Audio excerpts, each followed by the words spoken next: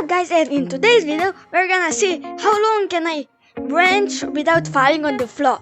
So let's get into this. So we are now on my starting point and I'm gonna just start right now, so I'm gonna do a little montage.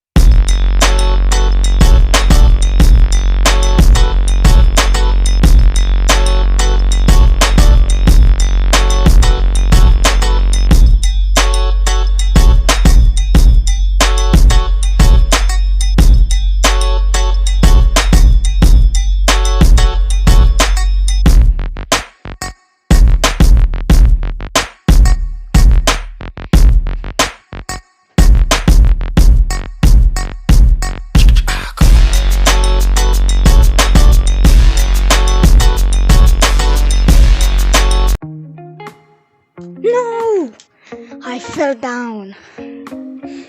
So that's it for today's video, because I lasted, I think, 8 minutes with hardcore branching, and